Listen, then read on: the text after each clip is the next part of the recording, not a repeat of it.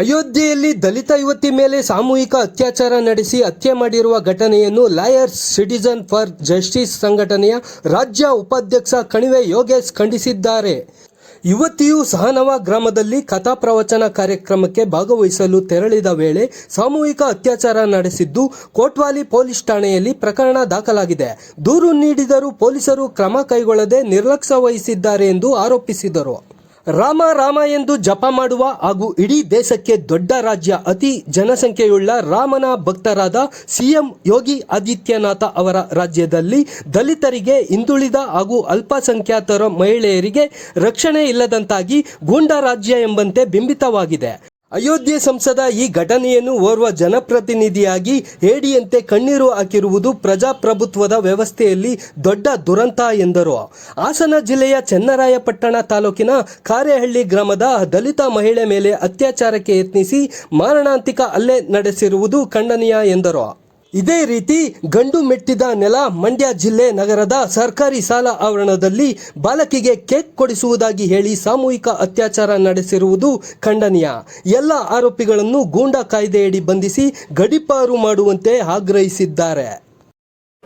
ಇಡೀ ದೇಶದ ದೊಡ್ಡ ರಾಜ್ಯವಾಗಿರ್ತಕ್ಕಂಥ ಏನು ಅಮಿತ್ ಶಾ ಹೇಳೋ ಮುಖಾಂತರವಾಗಿ ರಾಮ ರಾಮ ರಾಮ ರಾಮ ಅಂತ ಜಪ ಮಾಡಿ ನಿಮ್ಗೆಲ್ಲ ರಕ್ಷಣೆ ಆಗ್ತದೆ ಮಹಿಳೆಯರೇ, ನಿಮ್ಗೆಲ್ಲ ರಕ್ಷಣೆ ಆಗ್ತದೆ ದಲಿತರೇ, ನಿಮ್ಗೆಲ್ಲ ರಕ್ಷಣೆ ಆಗ್ತದೆ ಹಿಂದುಳಿದವರೇ, ನಿಮ್ಗೆಲ್ಲ ರಕ್ಷಣೆ ಆಗ್ತದೆ ನೀವು ರಾಮನ್ ಜಪ ಮಾಡಿದ್ರೆ ಅಲ್ಪಸಂಖ್ಯಾತರ ಅಂತ ಹೇಳಿ ಈ ದೇಶದ ಗೃಹ ಸಚಿವರು ಒಂದು ಭಾಗದಲ್ಲಿ ಹೇಳಿಕೆಯನ್ನ ಕೊಡ್ತಾರೆ.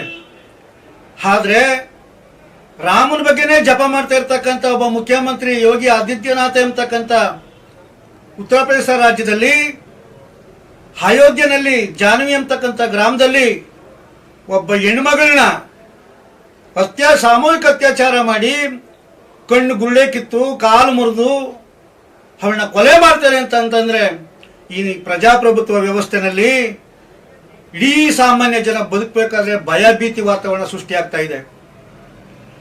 ಮತದಾನದ ಹಕ್ಕನ್ನ ಕೊಟ್ಟಿರ್ತಕ್ಕಂಥ ಬಾಬಾ ಸಾಹೇಬ್ ಅಂಬೇಡ್ಕರ್ ಅವರು ಆ ಹಕ್ಕಿನಿಂದ ಗೆದ್ದಿರ್ತಕ್ಕಂಥ ಒಬ್ಬ ಸಂಸದ ನನ್ನ ಕೈಲಿ ತಾಕತ್ತಿಲ್ಲ ಹೆಣ್ಮಗಳನ್ನ ರಕ್ಷಣೆ ಮಾಡ್ಲಿಕ್ಕೆ ಅಂತೇಳಿ ಹೀನಾಯ ಸ್ಥಿತಿಯಲ್ಲಿ ಕಣ್ಣೀರಾಗ್ತಾನೆ ಅಂತಂದ್ರೆ ಎಂತ ಏಡಿ ಕೃತ್ಯ ಇದು, ಎಂತ ದುರಂತ.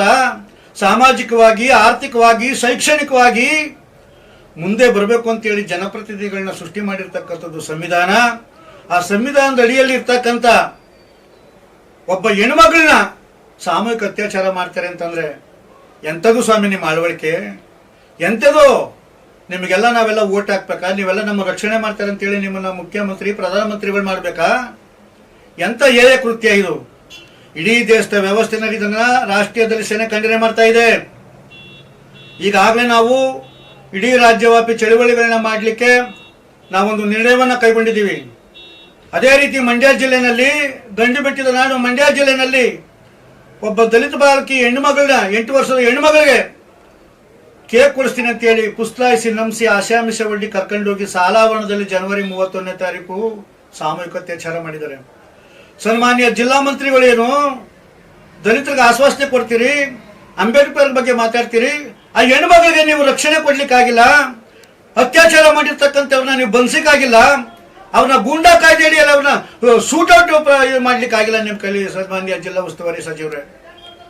ಅದೇ ರೀತಿ ಹಾಸನದಲ್ಲೂ ಕೂಡ ಚನ್ನರಾಯಪಟ್ಟಣ ತಾಲೂಕು ಕಾರೇಹಳ್ಳಿ ಗ್ರಾಮದಲ್ಲಿ ನಿನ್ನೆ ದಿವಸ ಒಬ್ಬ ದಲಿತ ಹೆಣ್ಮಗಳ ಮೇಲೆ ಅತ್ಯಾಚಾರ ಮಾಡಿ ಹಲ್ಲೆ ಮಾಡಿ ಆ ಹೆಣ್ಮಗಳ ಮೇಲೆ ಕೊಲೆಯತ್ನ ಕೂಡ ಮಾಡಿದ್ದಾರೆ. ಈ ವ್ಯವಸ್ಥೆಗೆ ಸಂವಿಧಾನವನ್ನು ತಂದುಕೊಟ್ಟಿದ್ದು ಬಾಬಾ ಸಾಹೇಬ್ ಅಂಬೇಡ್ಕರ್, ಮತದಾನದ ಹಕ್ಕನ್ನು ಕೊಟ್ಟಿದ್ದು ಈ ವ್ಯವಸ್ಥೆಗ. ಓಟು ಎಂಬತಕ್ಕಂಥ ಕತ್ತಿನ ಸ್ವಾಮಿ ನಿಮ್ಮ ಕೈಲಿ ಕೊಟ್ಟಿದ್ದೀವಿ ನಮ್ಮ ರಕ್ಷಣೆ ಮಾಡಿ ಅಂತ. ಆದ್ರೆ ನಮ್ಮ ಕತ್ತಿಲಿ ನಮಗೆ ಚುಚ್ಚಿಸೋದು, ನಮಗೆ ಅತ್ಯಾಚಾರ ಮಾಡಿಸೋದು, ನಮಗೆ ಕೊಲೆಯತ್ನ ಮಾಡಿಸೋದು, ಈ ತರ ಮಾಡಿದ್ರೆ ಸ್ವಾಮಿ ಇಡೀ ರಾಜ್ಯ ಹತ್ತಿ ಉರಿತಕ್ಕಂಥ ಕೆಲಸ, ಇಡೀ ದೇಶ ಹತ್ತಿ ಉರಿತಕ್ಕಂಥ ಕೆಲಸವನ್ನ ನಾವು ಮಾಡ್ತೀವಿ.